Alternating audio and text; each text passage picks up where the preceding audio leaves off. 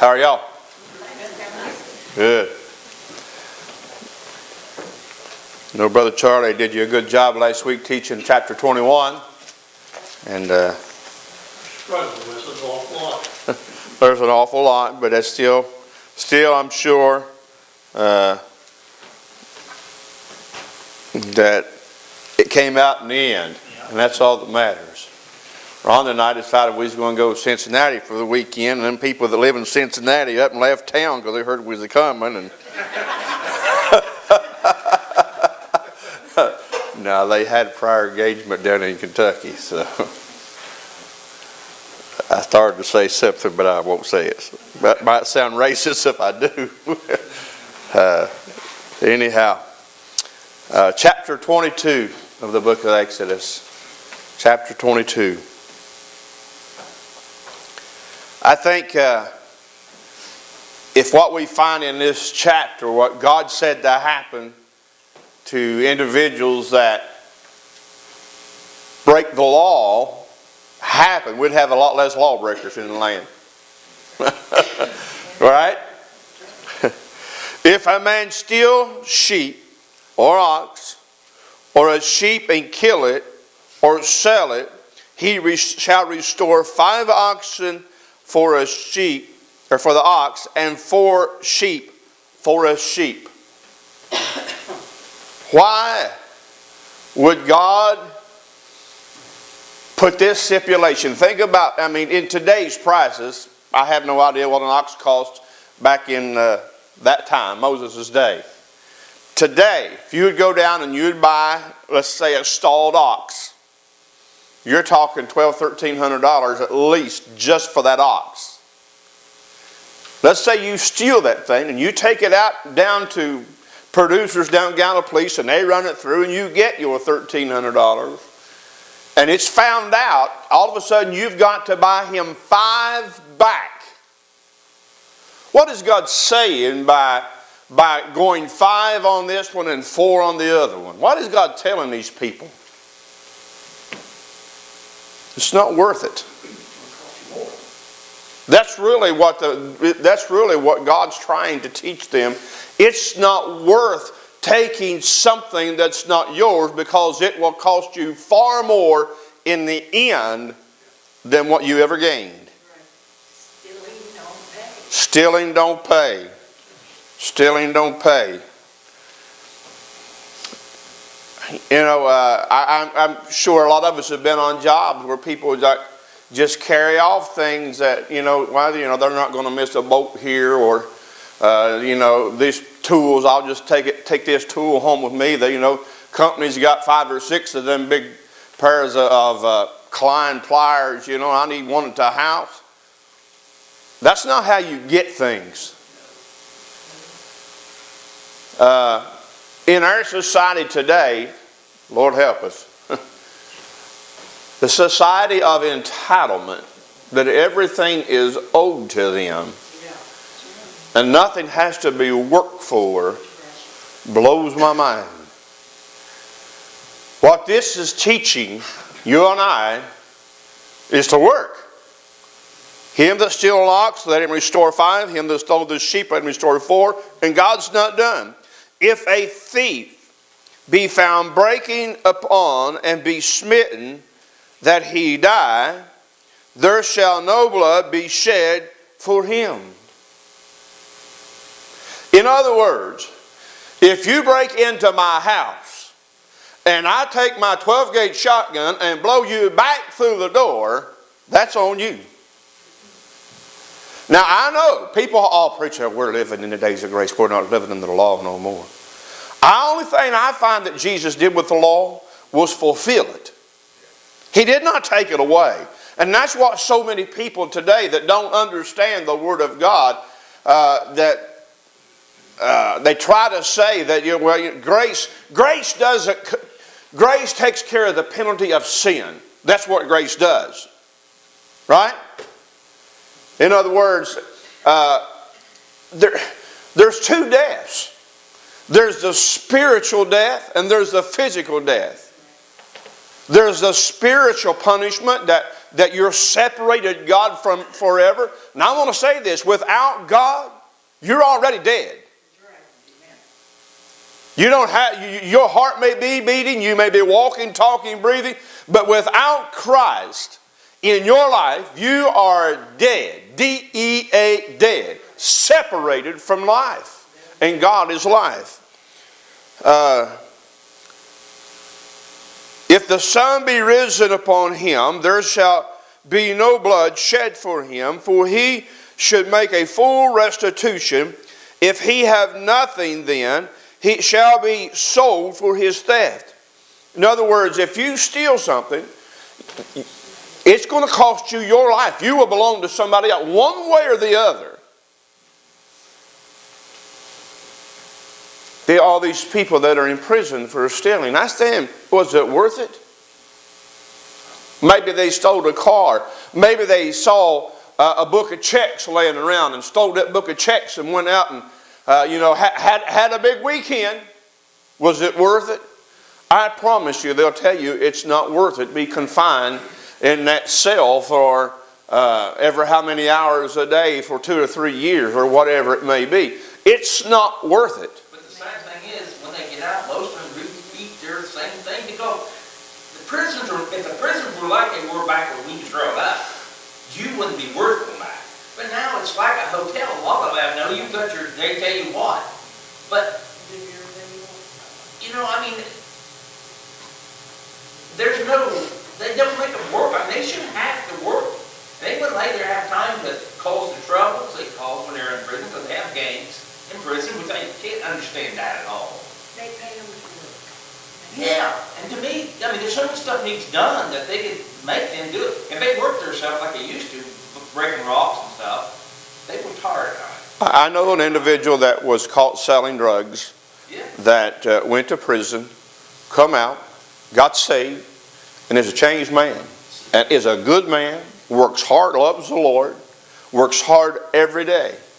But as he said, a lot of them, is the only thing they're doing is making them hardened criminals. And the problem is it's nobody's fault. Or like there's a trial going on right now to decide really basically whether or not the fellow spends his life in prison or he goes down to death row for killing 4 people in Lawrence County. And the only thing they're saying is well, his family was poor and he's grown up and they suffered poverty and he suffered abuse here and this happened and that happened. And his lawyer said, whatever you do, he said, man, don't plead guilty. He said, man, I done this. I plotted this out. I waited. He's willing to, he really, I think, is willing to take whatever punishment because he knows he does wrong. He's showing remorse. The problem in today is nobody done anything wrong. It's not my fault. It's mom and dad. I'll be honest with you. When I was a little kid, the state, if the laws were like they are now, I wouldn't have stayed in the house where my parents was. I'm just being honest with you. And can I, you know what? I blame my dad. I sure do. Dad put the fear of God in me. Amen. I respect him because some of the things that he did. Now, there were some things that he did that were wrong. I'm just being honest with you about it. I'm not trying to get any sympathy or whatever. But he taught us how to work, how to be honest, and take care of ourselves. All right? So let's go on. If the thief be certainly found in his house alive, whether it be ox or the theft, whether it be ox or ass or sheep, he shall restore double. In other words, if he's killed it or he sold it, he restores 5-fold. 5 for 1 or 4 for 1. If it's found alive, then he can restore it 2 to 1. Why would be the difference between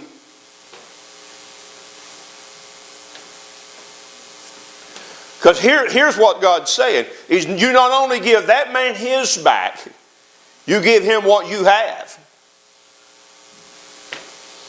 You know, if we go back to the 10 Commandments, there's one of those commandments in there that says, thou shalt not covet. You know what the word covet means? To desire what Gary has, or my brother, or my sister, whatever it is, desire to to long for. There's nothing wrong saying, well, man, Gary's got a nice ride, and you know, I'd like to have one like that. That's different. That's different. But when I covet it, that's all I think about, and then I begin to get jealous because Gary's been blessed by God, and I desire to have it, and then I go take it. Well, I'll just fix him. I'll just take it. Remember, Ahab desired a vineyard, and the guy went down and asked the guy, said, I'll buy it off of you. And Ahab went home and laid around and cried and whined, and the queen looked at him and said, what's wrong with you? Well, I asked Naboth for his vineyard, and he wouldn't sell it to me. I offered him double what it was worth. She said, well, you're the king. Take it. She sent people down, had him killed, lied. Be sure your sin will find you out.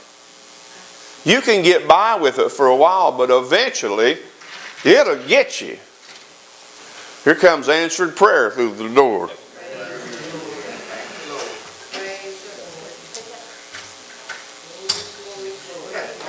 Dead man walking.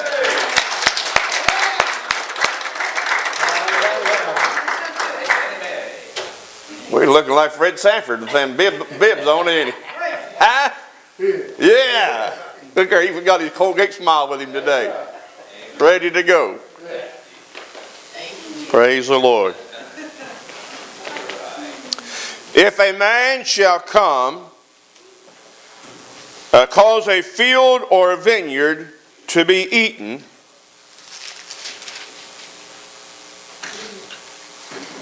shall put it, hold on a minute. I got some eyes somewhere in one of these pockets.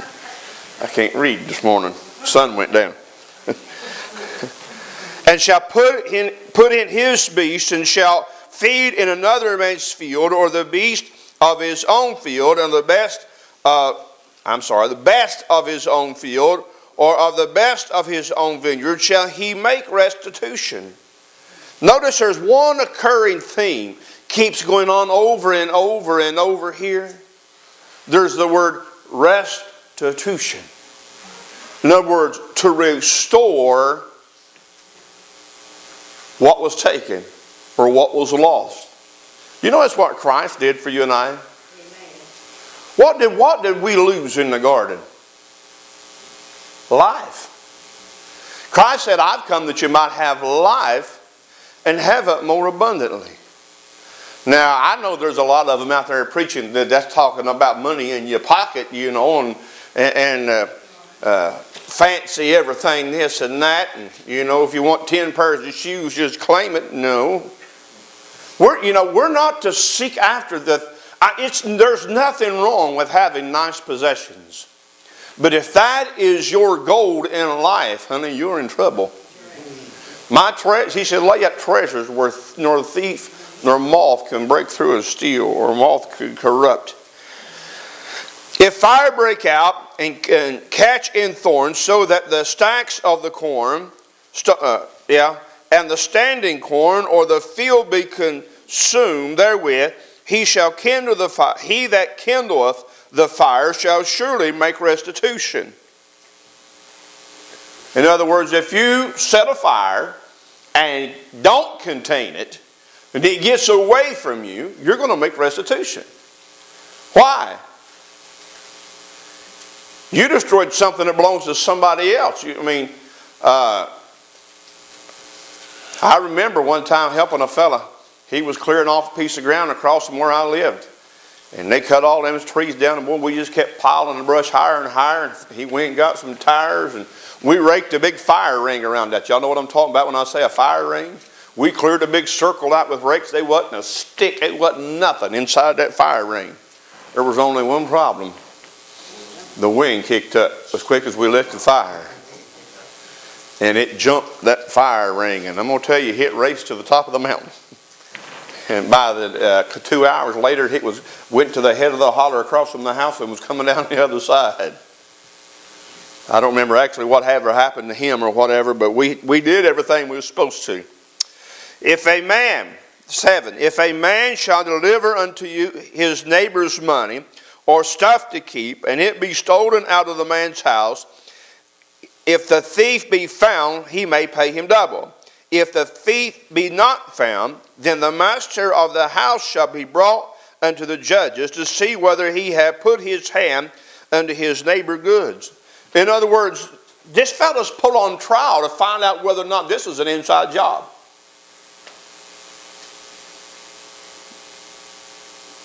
Notice there's always a process to find out who's guilty. Always. There's a trial. All right, let's go on. For all manner of trespass, whether it be ox or ass, for sheep, for raiment, or for any manner of the lost thing which another challenges to be his, and both of the cause of the both parties shall come before the judges, and whom the judge shall condemn, he shall pay double unto his neighbor. In other words, every matter is to be brought before the judges, and the judge is to make a right, or the word righteous judgment, which means right, to decide. And how does he do that? By the evidence. How do we know that we're saved? By the evidence. I know I'm saved by the evidence of the Holy Spirit living on the inside of me. The condemnation that was once there is gone. All these other things, understand what I'm saying? There's that evidence. But not only do I need to know it, there should be evidence that I see it. As Gary said, there should be the witness that everybody else sees it in my life, that there's a change. There's something different about me. One of the greatest compliments that I ever received was a lady looked at me at work, and she said, "You're not like every other preacher that I've ever met. You don't try to push your religion down my throat." This was my reply. If I'm not living the life that you see that what I've got is desirable, then what I've got is no good. If you don't want it, it's what I've got's no good. If I'm going around and I've got a frown and I'm always griping and complaining, why would anybody else want it, right? But boy, if I'm telling them the good things the Lord's done for me, then they'll desire it. 10. If a man deliver unto his neighbor an ass or an oxen or a sheep or any beast to keep it, and it die or be hurt or be driven away, and no man seeing it, then shall an oath of the Lord be between them both, and he hath not put forth his hand unto his neighbor's goods, and the owner of it shall accept thereof, and he shall not make it good. In other words, I didn't hurt it. I did not intentionally. It was an accident. It happened. I don't know how. Maybe how it happened.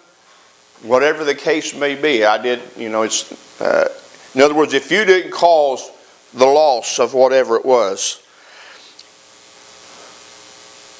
Verse 12. And if it be stolen from him, he shall make restitution unto the owner thereof. If it be torn in pieces, then let him bring it for a witness, and he shall not make good that which was torn. Notice the word "not" there. In other words, you brought that sheep over. I'll put it out in the pasture with the rest of my sheep, and a wolf came in last night, and this is what's left. I didn't steal it. I didn't eat it. This is what's left. The wolf got a hold of it. That's what he's saying, given that. And I realize that people look at stuff like this and say, why are y'all even studying things like that? I'm going to tell you why. Because it teaches you that God respects all things. And that all things are important. And it teaches, this is teaching us one thing far as you and I, and that's integrity. Being honest in all things.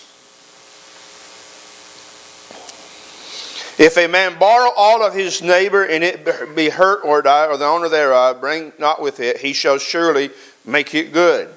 But if the owner thereof be with it, he shall not make it good. It shall be a hired thing, and it came for his hire.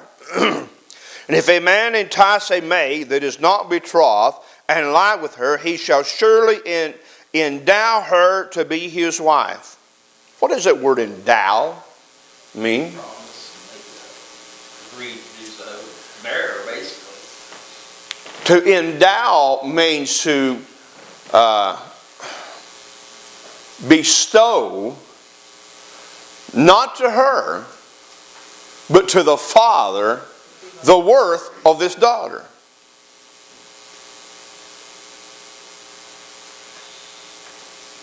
What'd you say, Judy? You said something? I said it's trying to be like a dowry. That's where the word dowry comes from, endow. In other words, whatever he thinks was that she's worth, he's to purchase her unto himself as a wife. How much do you think I can get out of hand? I'm getting that evil look. Charlie said a whole bunch. She got mad at me last night. She said, would you buy me such and such? She said, I'll tell you what it was, strawberry Rice Krispies. She got that. We got some new strawberry Rice Krispies. Would you buy me a box? I said, you got more money than I do. She said, your mom's always saying that anymore. They are pretty good, though. Are they? Well, I bought her a box. After she walked away, I snuck over and bought a box and brought them home. And there ain't been one of them eat yet, Brian. Now, what do you think about that? Where to go get you one? You like it. You like it. Huh? Austin told you? Comes the blessings in. All right. If her father utterly refuse to give her unto him, he shall pay money according to the dowry of virgins. There shall not, verse 18, thou shalt not suffer a witch to live. What does that mean? If you find someone that's practicing witchcraft, she's to be brought before the congregation, and the congregation is to stone her to death. That's what that means. There's a lot of that going on in our society today. More so than what you ever know. Amen. You know these psychics that you can call?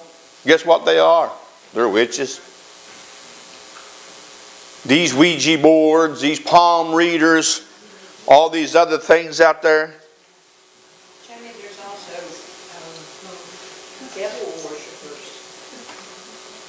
I had a nephew that was coming to church one time, and I'm telling you, the Spirit revealed it to me that he was coming to see how church service was conducted, so they could do the same thing and worship the devil. There are satanic churches prevalent, growing in our society in America, not around the world, in America. In this area. How many read your daily horoscope? The biggest satanic cult, devil worshiper in the U.S. used to be in Hoppy Hill. That was the biggest one. Do you know that horoscope that you're reading every day is part of witchcraft? I used to read them. I don't read them no more. Let me tell you something. If I want to know how my life is going to turn out, I find it right here. I can tell you what's going to go on. God's going to be in control. I can tell you how my love life's going to be. It's going to be what I put into it with this lady right here. If I love God, I'll love her. When I quit loving God, I'll quit loving her. I don't need a horoscope to find out how my love life's going to be. If I treat her right, she's going to treat me right. I already know how my finances are. I get up and go to work every day. I don't go down there and scratch them off tickets. Just throwing it out there. You know what, Jamie? A lot of times we don't realize what we're letting in our house. We don't realize. Years ago, we lived in North Carolina, and my kids would like to watch those ghost hunter shows. You know, where these people go into an old abandoned building or an old church or something, and they listen. They have recordings of people talking on there. And one night, I was sitting there, and I was home that particular night. They were watching this show, and after it was over, I said, "No more of that allowed in this house." "Well, just not when you're here." I said, "No, not at all." I said, "You're not going to let." I said, "Those aren't ghosts. Those are demons talking to those people."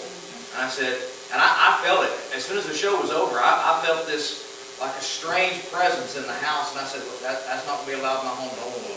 No more." And I think we allow that. We allow those kind of things. Everybody likes a good mystery. Everybody likes a good ghost story. But that's not ghosts. They're demons, and they're real. And we need to put a stop to that stuff and stand up to that stuff. If it's invading our home, because it can actually take us over. I mean, if we allow that even in our car, riding down the road one night, late at night, and you listen to the wrong kind of music, you can feel a presence in your car, and you don't realize it. It's a demon trying to get to you. And so you need to stand up to those kind of things. And plead the blood of Jesus over those Be things. careful, little eyes, what you see. Absolutely. Be careful, little ears, what you hear. Be careful, little feet, where you go. Because There- we're living, there's another dimension that we don't see. It's the spiritual dimension that we don't see. That's the warfare that's going on. All the time. All the time. There's a cartoon, and I've probably mentioned this here before, called Courage the Cowardly Dog. And my kids used to watch that. And I stopped it when I watched it myself. I said, "You ain't watching it no more." "Well, why?" I said, "Because he's always being chased, but he's always being scared by some demon." And they would tell you it's a demon that's out to get that little fella. I said, "I don't want that stuff in my house." Just like what you're talking about as far as that ghost hunters. I like watching the Criminal Minds and NCIS and all those kind of things, but stuff like that, I don't have time for that. And I'll be honest with you. You realize what kind of church we'd have if we'd all turn that TV off and never turn it back on? And get in that book? I'm just saying. I said we all. I didn't say you all. We all. We'd all be better off, wouldn't we? If we spent more time in the book. All right, let's go on. Whosoever lieth with a beast shall surely be put to death. Oh my.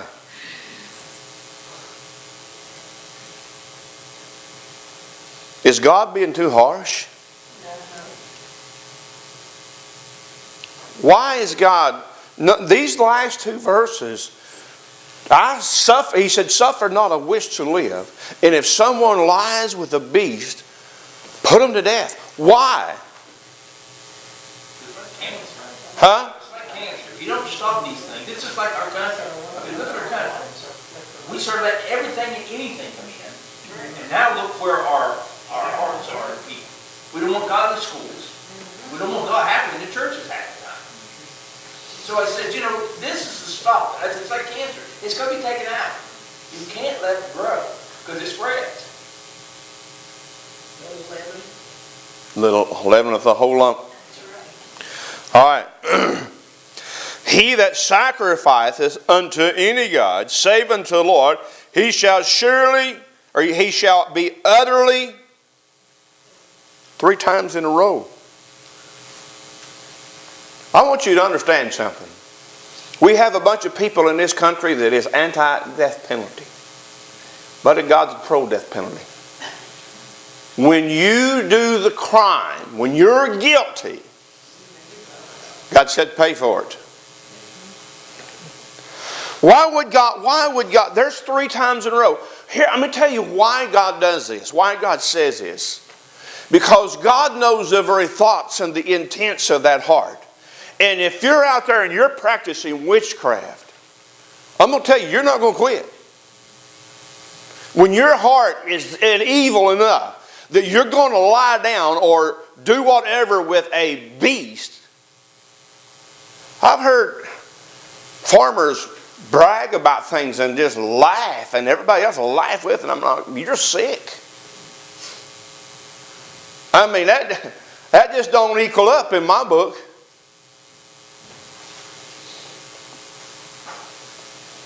He that sacrifice unto any God, save unto the Lord only. I'm going to tell you, when we think of sacrifice, we're talking about the devil worship in there. We're talking here sacrificing. I'm going to tell you something. When you sacrifice your time or your finances or any other thing, and to any other thing besides God, what if that fell under all that? What I wonder today, how full our churches would be if we did things like this today. Of course, now I know with our society today, as far as it's gone, I mean, and we look back upon our history, how that they burned people at the stake up in New Hampshire and New England and those states up through there as witches. And we look back and we think, man, those people were perverted. They were crazy. Listen to what he said here. If they were truly doing what they were accused of, do you think these people were right by burning them at the stake? Did God change His mind about this? Because we're going to come up on some other things as we study through here that today is as we tolerate when we ought not.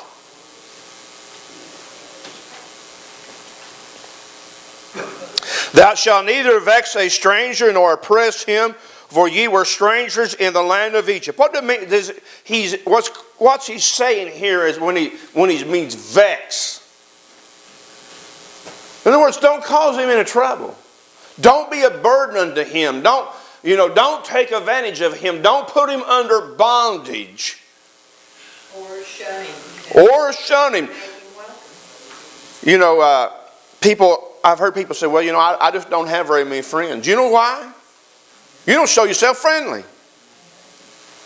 To have friends, you must show yourself friendly. That's not my opinion about it. That's what God said. Ye shall not afflict any widow or fatherless child. If thou afflict them in any wise, and they cry at all unto me, I will surely hear their cry, and my wrath shall wax hot, and I will kill you with the sword. Your wives shall be widows, and your fathers fatherless. Children fatherless, I'm sorry. I can't even read with my glasses on, can I? That's pretty harsh. God said if you oppress a widow, in other words, you put her under tax or you take advantage of her in any way, shape, or form, or a child in any way, shape, or form, and they pray to me, God didn't say, I'm going to wait until you see what happens. He said, I'm going to kill you. Now, we have to understand about when we talk about widows here, I think he's talking about a widow indeed. There's a difference between a widow and a widow indeed. A widow indeed has no one else that can take care of her. When her woman's husband would die, her son would take care of her. If she had no son and she had nobody else, no family to take care of her, then she's a widow indeed. And God said, I will avenge. I will take care of them. Do not oppress them. In other words, go and take what little they have or any other thing such as that. If thou lend money unto my people that is poor by thee, thou shalt not be unto him as a user. Thou shalt not lay unto him usury. In other words, if you lend money, and David Jeremiah preached on this, I think Thursday morning as I was listening, going to work, he was talking about in the book of Nehemiah, they come back and rebuild the wall, and the rich people had loaned to the poor people and were charging them great interest on the money. And he said, God said, you can't charge your brother interest. If he needs to borrow money, in other words, if you borrow $50 off Gary, Gary shouldn't demand $60 back if he's your brother. Gary's the target today, all right? He's got big shoulders, so we let him bear the burden, right? If thou at all take any of thy neighbor's raiment to pledge, thou shalt deliver it to him by that the sun goeth down. In other words, the end of the day. For that is his covering only, and his raiment for his skin, wherewith shall he sleep. And it shall come to pass, when he crieth unto me, that I will hear, for I am gracious. Thou shalt not revile thy gods, nor curse the ruler of thy people. What does it mean to revile? R-E-V-I-L-E. In other words, honor the rulers and not prefer any other gods before me. Don't reference them. Don't give them your time. Don't give them your money. Don't pay attention to them.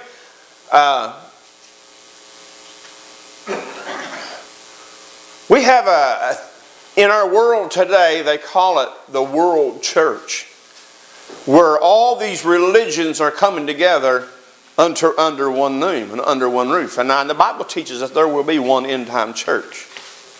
But I want you to understand something. I have zero respect for a Muslim as my brother. They don't serve the same God that I do. Same way for a Buddhist, Hindu, they don't serve the same God that I do. We're not to have respect or I'm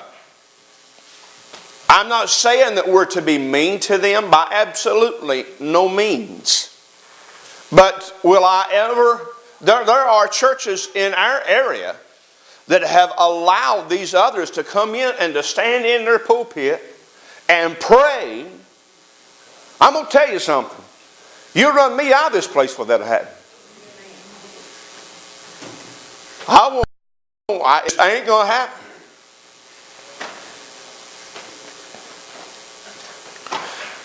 Thou shalt not delay to offer the first of thy ripe fruits, or of thy liquors, thy firstborn of thy sons shall be given unto me.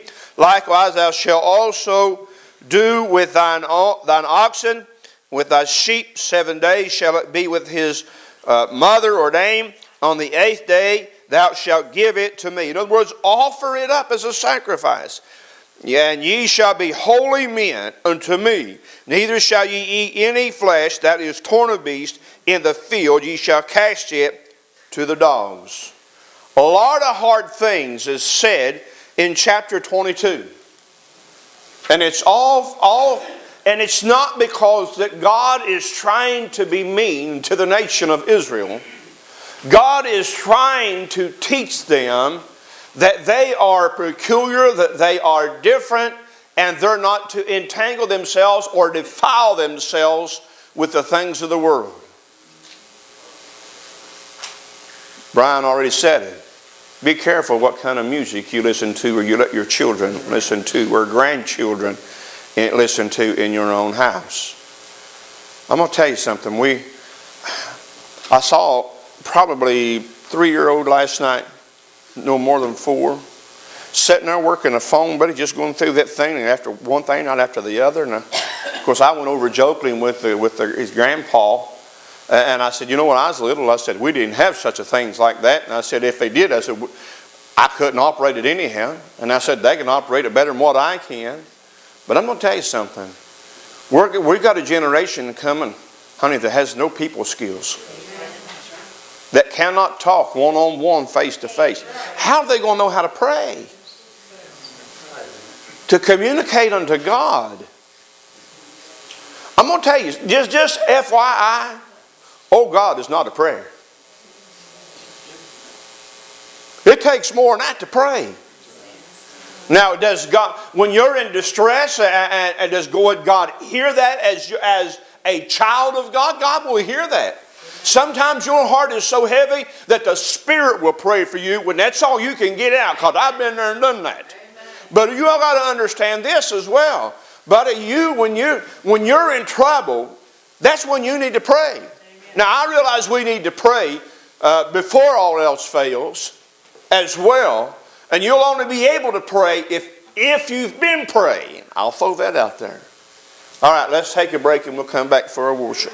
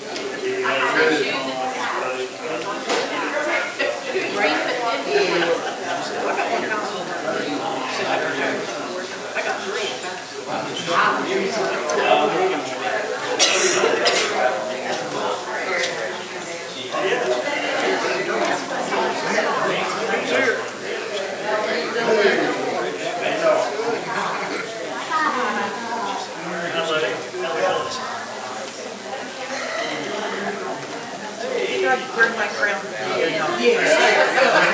Gary says, preach up. I'm scared. I need to wear this crown down, Gary.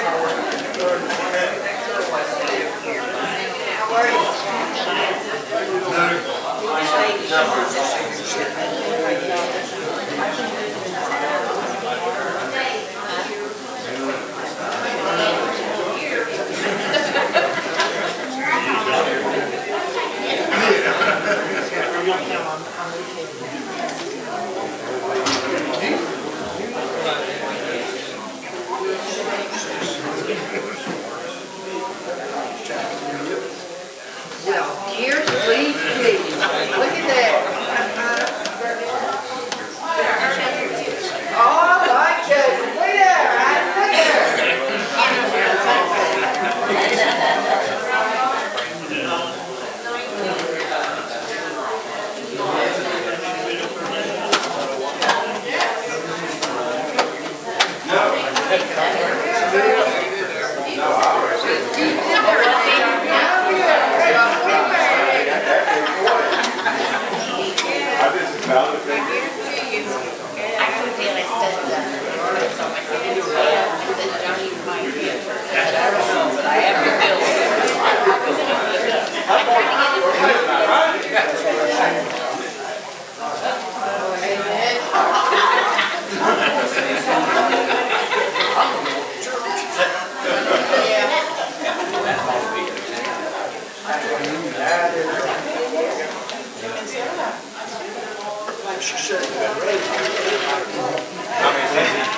Keep sitting on the door. Yep. Lord, Good. How are you doing? Gary? There's Alexis this time. yeah, that could be.